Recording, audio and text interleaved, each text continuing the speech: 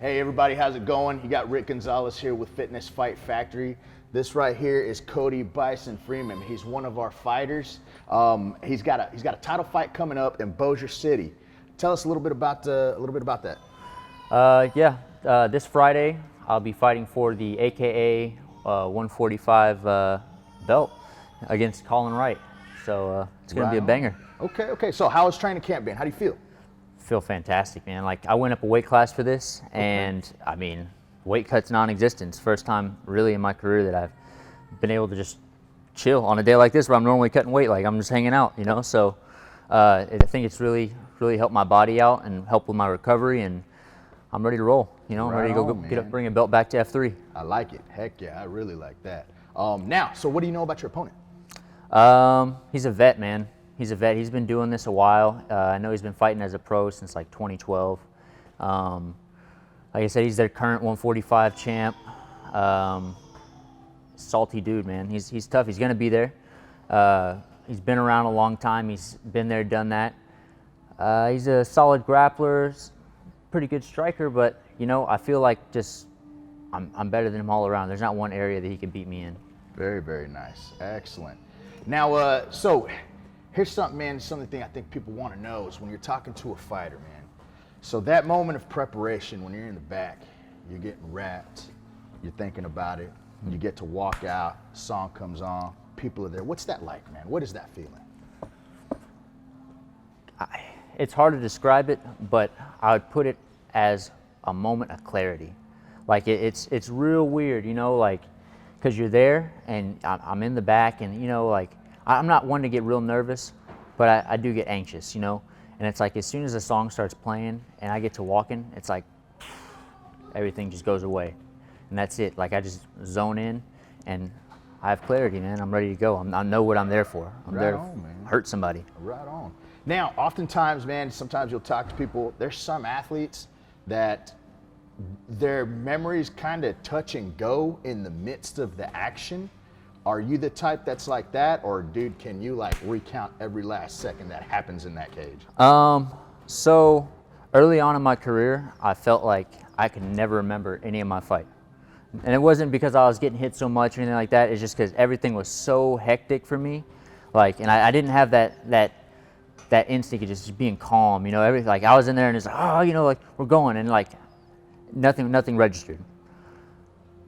I would say the last 4 fights as a pro, it's really, I can pretty much remember every single bit of my fight, round by round. Like, it's because, you know, one thing I've really focused on is just being in the moment and like just playing it as it may, you know. Like, I'm not too hectic in there. I like to be calm. I like to treat it as if it's just another sparring session, you know. That way I can perform as I do in the gym. Right on. That kind of keeps you calm, keeps you easy going, breathing easy, things like that. Man, I've always wondered, right? So when you're sitting, you know, you're sitting in the action, y'all are going, you're gonna get hit, right? It's the nature of the game, dude. And sometimes you're gonna get hit. Oh yeah. So like, man, is that so? Are you at that point now, like something like that happens, like you're just like, wow, well, that sucked.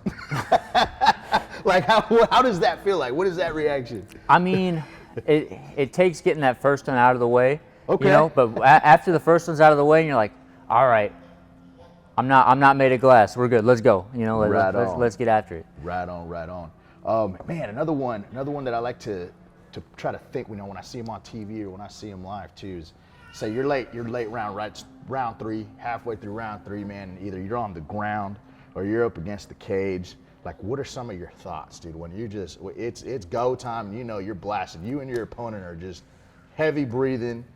What is that thought? How do you stay in the zone, or what kind of a thought process goes on in that time? I mean, really, it's all reactionary stuff.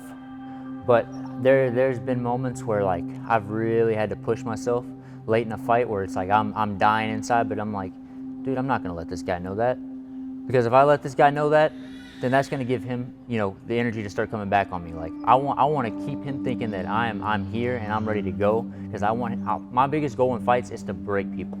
I want to break people mentally. It's the best feeling in the world to just, you know, be fighting with somebody and just, you can physically feel them just break. Like, they don't want to be there anymore. So I mean, a lot of times, like, if I'm ever in that position, like, I just think back, man, like, dude, you worked too hard for this. You, like, all the dieting, all the times you've been in there and got beat up, all the bad days in the gym, like I worked way too hard for this to give up on me now, you know. So. Okay. Now let's take it the other way, man. Sometimes also when something good is happening, people might get overexcited. So let's say you're in there, boom, you clip them. You know you hurt them.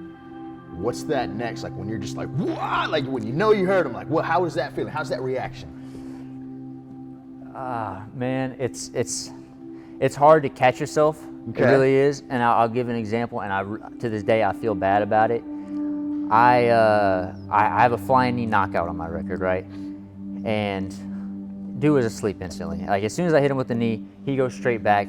But I was so in the moment, like this guy's stiff, and I just come down and just start, boom, just landing on him. And I hate that I did it, but I was just so in the moment. I was like, I got to keep hitting him, you know? Like I hit him, he's done. Even though physically I can see that he's not moving, it's like I got to keep going. So man, that actually brings up a real good one. So not too long ago, Jorge Masvidal, super necessary, and his explanation was, my job is to fight until that referee pulls me off. Is that something, so is it like a walk-off home run compared to just you got to finish the job, or how do you feel about that?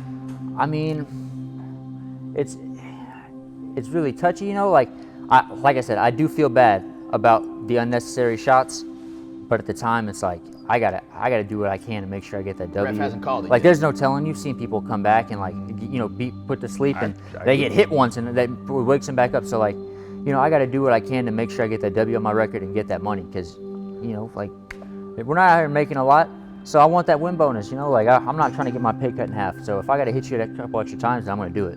Right on. Okay. Well, man, let's take it back to training, man. How many days a week do you train? 7 days a week, baby. So 7 days, Monday through Sunday. You eat it. That's it. This is my life. This is what I do. I'm here all the time. If I'm not here, I'm, you know, out running, or I'm hot cycling, or I'm always doing something. My rest days are rest days, you know. Like if I'm not training MMA, if I'm not training jiu-jitsu or boxing or anything like that, then I'm doing something. I never have a day where I just sit at home and be lazy, because you can't when you're trying to get to the top, you know. Very cool, excellent. Now, man, there's gonna be those days, right? Just either a bad day in the office, or just a day where you're just not motivated. Some of those challenges that pop up, man, what are some things that you do, that you tell yourself, activity that you might, you know, decide something, your go-to thing, man, when it's just those days where you just don't want to do it?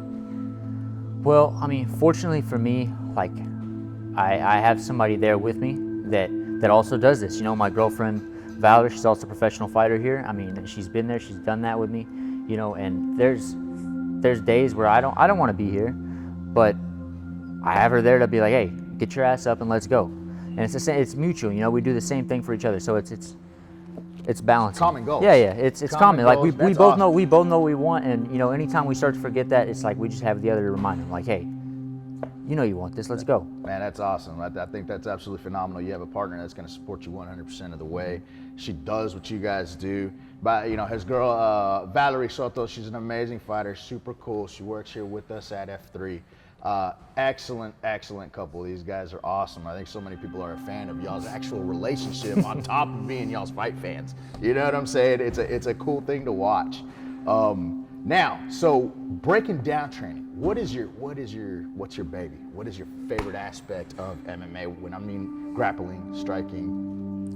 Well, I mean, my base is wrestling, you know, like I would wrestle in high school and college. Like when I first started fighting, like that's all I knew was how to wrestle. But over time, man, I've really grown in love with kickboxing, man. I love the striking aspect. I love getting creative with my striking and being able to wow people, you know. Especially, you know, when you go out there and you get like a highlight reel knockout, it's like that's way better. That feels way better than going out there and grind, like sitting here taking somebody down and beating the hell out of them. Like it's cool, like that's great, it's a W, but man, like nothing will live down the high of going out there and putting somebody to sleep with one shot. I love it. Very nice. Excuse me.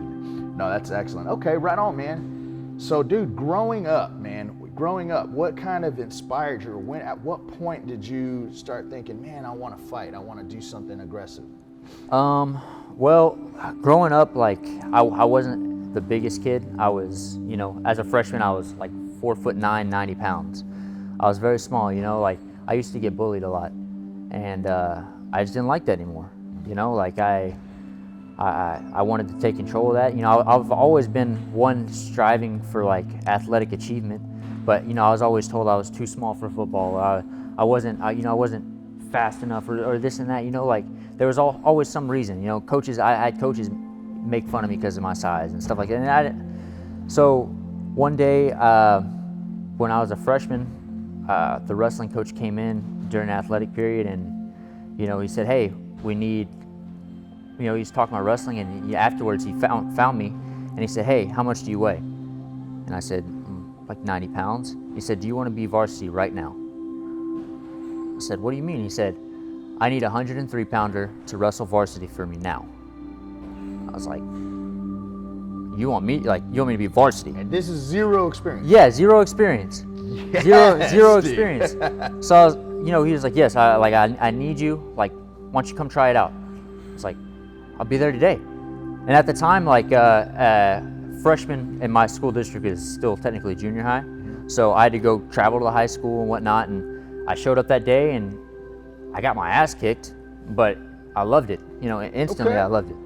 So from there, I went through wrestling, and then, you know, once I got done wrestling, I had kind of been around the MMA scene a little bit. You know, one of my wrestling coaches was another pro fighter at the time. His name was JJ Holmes, and so I'd been around, watched him fight at XKO and all this, and I was like, I think I could do that. So as soon as I got done wrestling, you know, I came and I went to the gym at the time, is All-American MMA. Rocky Boudry, he invited me out when I got back from college and said, "Hey, come train. You know, no need to pay, just come out and train." So I started doing jiu-jitsu, and you know, after like a month of doing jiu-jitsu, I had all these people at the gym always asking me like, "Hey, when are you gonna try to fight?" You know, I don't know, you know, whatever. And they just kept asking. I was like, you know what, like, let's do it. Why not? You know, I've talked about it before, so let's do it. So I jumped in, and the dude's been nonstop since. Right on, man. Right on. So that first amateur fight. Here's one. So now you're a vet now. You know what I'm saying? You're a vet. How many amateur fights did you have, by the way? Seven Very amateur nice. fights. That's a good amount, bro. That's a good amount of amateur fights. Took those all in a year, by the way. Nice. Yeah. Heck yeah. So think about it, man. From that first time, that first fight, how you felt. You were saying like before it was so hectic, and then compared to like your last one, the one coming in, how you gonna feel? What are the differences, feelings? What does the experience give you as far as preparation? The nervous energy's gone. You know, like I said, I don't have to sit here and, you know, stay up at night, you know, leading up to a fight because I'm worried about this or that. Like, I'm worried about getting knocked out. It's like, you know, if at this point I'm like, you know, if it happens, it happens. I know that I've prepared, and I've been in this long enough to know that I've put in the work. And as long as I'm putting in the work, then I'm gonna go out there and perform. Very nice, very nice. Now, so, were you like are you a Teenage Mutant Ninja Turtle kid? Were you anime kid? Dragon Ball Z. Dragon Ball Z. There Dragon you go. Ball Z. So, dude, seriously, so was Goku an inspiration, bro? You know, yes, man. Like, for real. Like, it's crazy to me because, so, my grandma used to. She does still. She owns a balloon shop, but she had one in Hearst, and she would come pick me up from school every day when I was a little kid, and that's what I would do every day because it was just me. I didn't have friends around or anything, so I'd go behind the balloon shop and I'd just sit back there, man, and I was pretending I was freaking Goku. I was leveling up. I was that weird kid out there screaming in the back, you know. Yes. So I'd go at it, man, with just myself, and I'm just out here, you know, sparring with people that aren't even there. Like, I love it. You know, so Very that was cool. my days after school growing up. Very nice, So- very nice. And so after, you know, watching Goku now, were there any movies in particular or something more real life rather than anime that, you know, like me growing up, man, I was always watching Kickboxer, Bloodsport, dude, you know what I mean? I'd be like, Kumite, yeah, dude. We'd go outside and like screw around in the grass, start wrestling, things like that. Besides Dragon Ball Z, the anime side of it, was there movies that got you like that? Not necessarily. You know, as I got older, like I saw like that movie like Warrior and stuff like that. Okay. And I was like, oh man, like that's not realistic at all, but that looks cool, you know. I guess that's on. cool. So I mean, but for the most part, for me, like all the fighting was all like anime, cartoon stuff, man. Right Like, on. Okay. I've always been big into just anything animated, really. I watch cartoons to this day. Yeah. No, we all do, man. Yeah. So I have adult cartoons now. Mm-hmm. Now, so man, we'll take it back, dude. To any kid, you know, I mean, any kid right now that might be thinking about this or does enjoy things like anime, and because when you're a kid, you know, it's, most of the time, I don't know, this is how I was. I don't know if you were this way. Like, I could play, we could roughhouse all day long, but as soon as I knew somebody actually was angry or like it got kind of real, I was very intimidated because I was a tiny guy just like you. So I could roughhouse all day, but when I felt there was some kind of real emotion involved in it, it was a lot more intimidating. I was afraid, you know what I mean? And it took something like a more physical sport when I got a little bit older to kind of get rid of that. You know what I mean? So when you're looking at a kid that might be having some trouble, or a parent, man, that thinks that maybe their kid, like, what would you tell that kid, man, a little 5 or 6 year old, or even a middle schooler? You know, if they're thinking, man, should I wrestle or should I not? What's some advice that you might give to somebody like that? I mean, I know there's a lot of kids that don't like the physical aspect of say MMA or jiu-jitsu or anything like that, but in the long run of it all, like the confidence and like in not just yourself but like just your ability, you know, like your body, you know, like the confidence that combat sports gives you translates through not just combat sports. I mean once I started really getting into combat sports and training like wrestling and all that, like my self-esteem went up, man, like a bunch, just because I know that I can handle myself. Like I know that there's this dude who thinks that he's big and bad and he's all this, but my little, you know, 5'3" self at the time, like I could put him on his head. Not that I'm going to, but because I've always been like the quietest person, you know, at a party anywhere, man. Like I'm just a quiet dude, you know, but to know that you have the ability to defend yourself if need be it's a huge asset in life. And I think that not only will it help you with that, but it'll help you with your discipline in life and just, you know, your physical health. You know, like who doesn't want to sit there and be in better shape, you know? There you go. No, I agree. So Cody today, you know, is this guy that you are, this confident guy, man. You got this excellent career. You got a very bright future ahead of you. You work, you know what I mean? You have a job, you train, you're a dedicated individual, man. And that 4'9", 90-pound kid wasn't anywhere near that, huh? Mm-hmm. And he just kept that track, and now you got Cody here. That's excellent, man. It's an excellent story. If you guys come to the gym, you're gonna see him training all the time. He's always in here. He's doing some jiu-jitsu class, MMA classes, striking classes. He's always gonna be in here. He's got an awesome title fight coming up on Friday in Bossier City. We're all gonna be there. We're gonna be rooting him on. Cody. Check it out on UFC Fight Pass. Yay! Main event. There you go. Thank you, man. Thank you so much for talking to us today.